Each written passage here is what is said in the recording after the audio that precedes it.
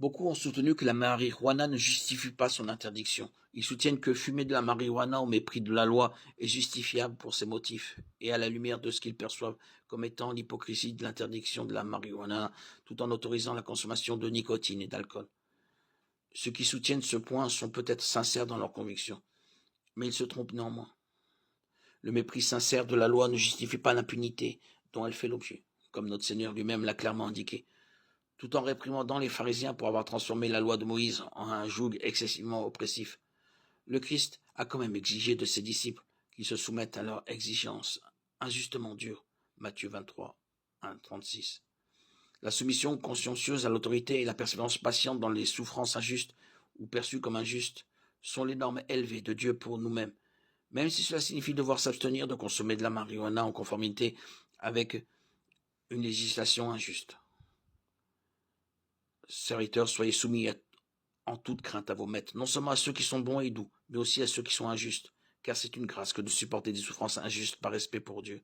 En effet, quel honneur y a-t-il à supporter les châtiments pour avoir péché et en avoir été châtié?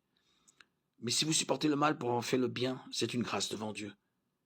Car c'est à cela que vous avez été appelés, parce que Christ aussi a souffert pour vous, vous laissant un exemple, afin que vous suiviez cette race.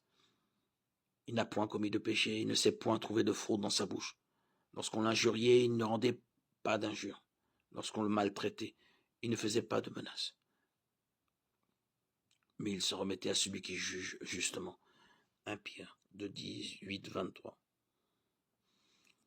Ici se trouvent les normes élevées de Dieu pour nous, même si ça signifie devoir s'abstenir de consommer de la marijuana en conformité avec une législation injuste. Non seulement nous devons nous soumettre à l'autorité par souci de soumission, mais les chrétiens nés de nouveau sont en outre contraints par un mandat de vivre sans reproche pour le bien de l'Évangile. Il va sans dire que la criminalité est hautement répréhensible. Ne soyez en scandale ni aux Juifs, ni aux Grecs, ni à l'Église de Dieu. 1 Corinthiens 10, 32. Mais nous avons renoncé à toute conduite honteuse et sournoise, et nous refusons de recourir à la ruse et de modifier la parole de Dieu. Mais en proclamant ouvertement la vérité, nous voulons nous recommander à la conscience de tous devant Dieu. 2 Corinthiens 4, 2.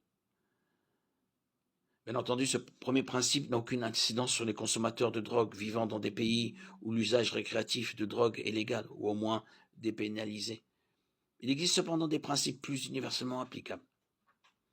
Par exemple, les chrétiens sont tous tenus d'être de bons intendants de ce que Dieu nous a confié, quelle que soit notre identité nationale. Matthieu 25, 14, 30.